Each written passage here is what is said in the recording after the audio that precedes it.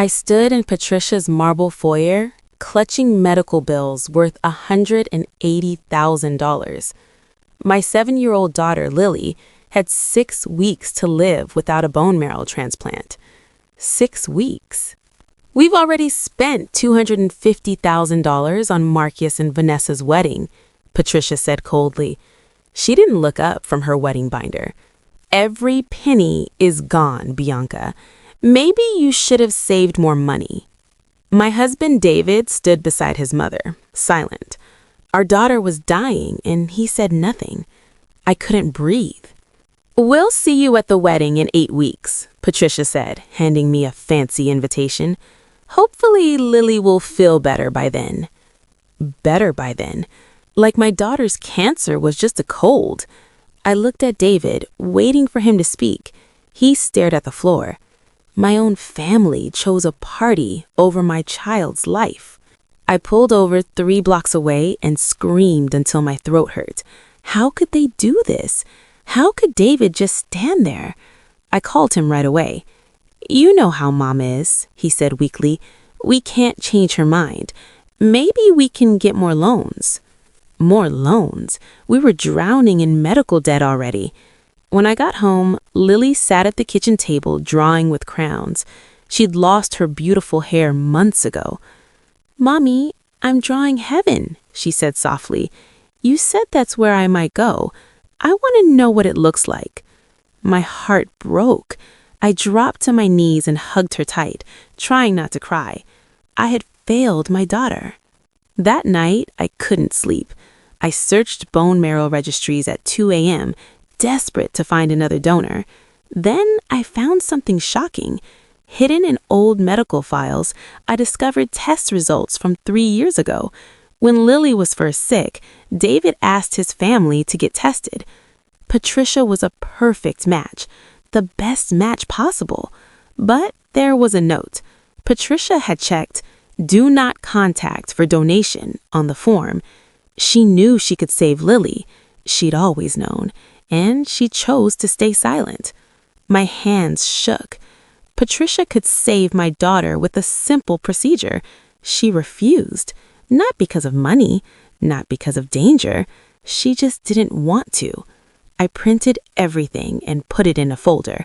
Tomorrow, I would show her the truth. I drove back to Patricia's house the next morning. Marcus answered the door, surprised to see me. Patricia was reviewing flower arrangements. When she saw me, her face showed anger. You're a perfect match, I said, throwing the folder on her table. Papers scattered everywhere.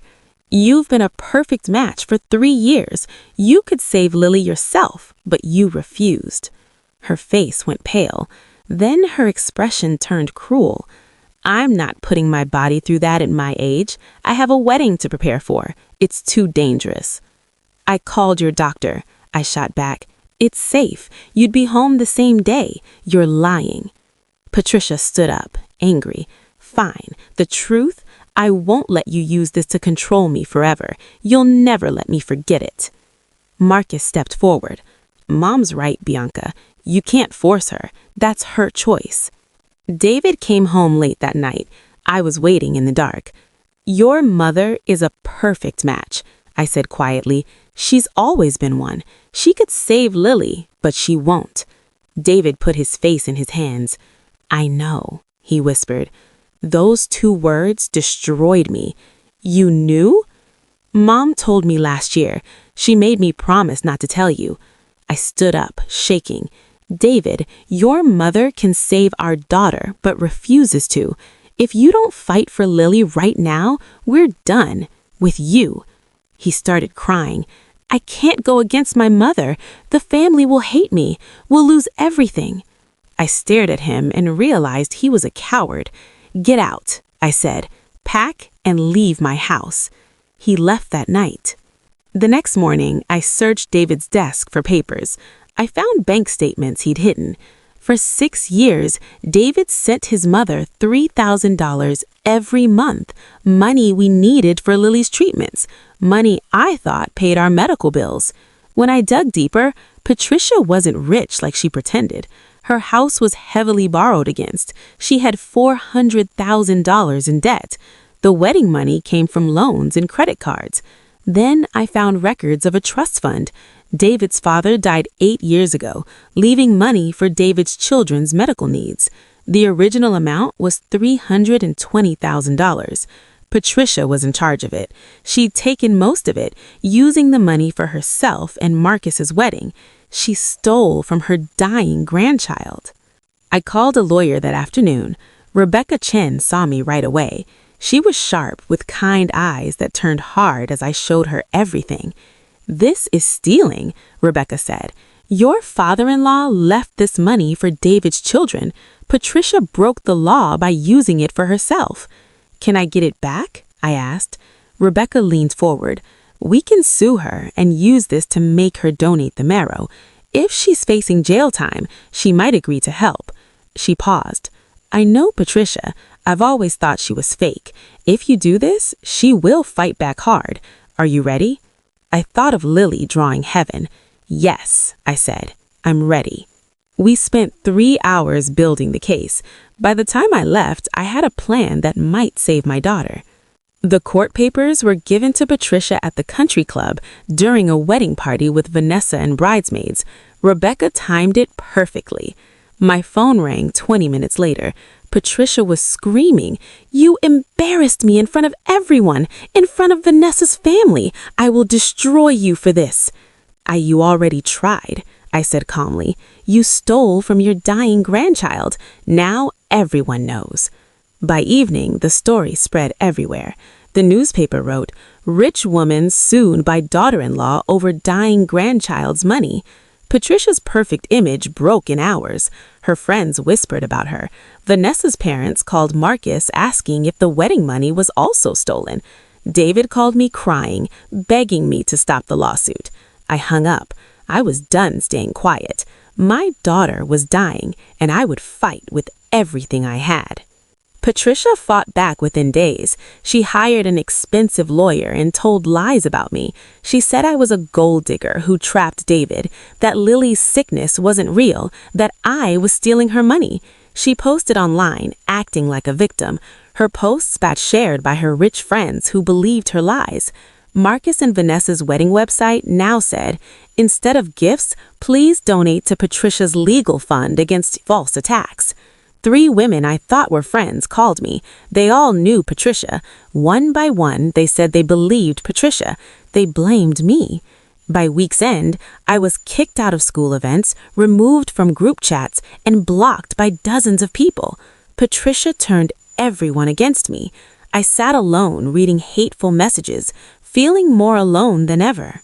Late one night, someone knocked on my door. It was Vanessa, crying. She said, "I didn't know. Marcus told me you were just jealous, but I saw the court papers tonight. I read everything. The trust fund, the donor match, all of it." She sat on my couch. "Patricia pressured us to have this huge wedding.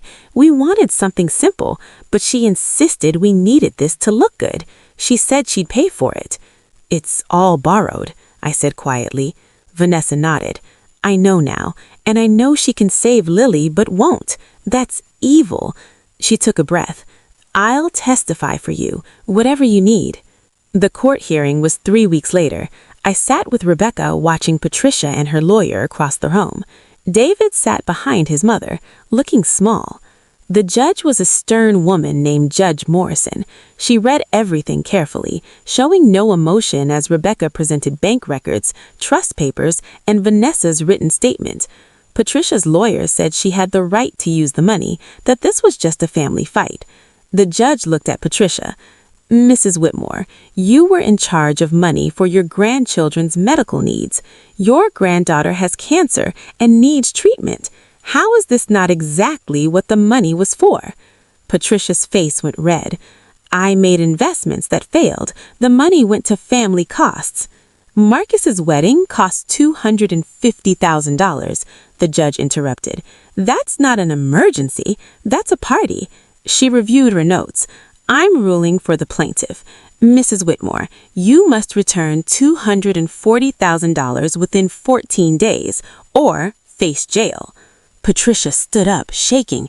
"I don't have that much. You're ruining my life over this girl's sick child." The judge's eyes went cold.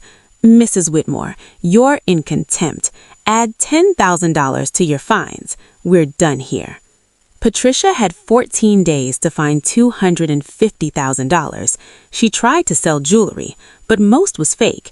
She tried to borrow against her house, but her credit was destroyed. She realized her only real money was the wedding deposit of $75,000. If she canceled, she could start paying back the debt. Marcus lost his mind when Patricia suggested canceling. He screamed at her hours, saying she promised him this wedding, that she needed to find another way. Patricia realized her favorite son wouldn't give up his party to save her from jail. "Vanessa called me on day 12. They're keeping the wedding," she said.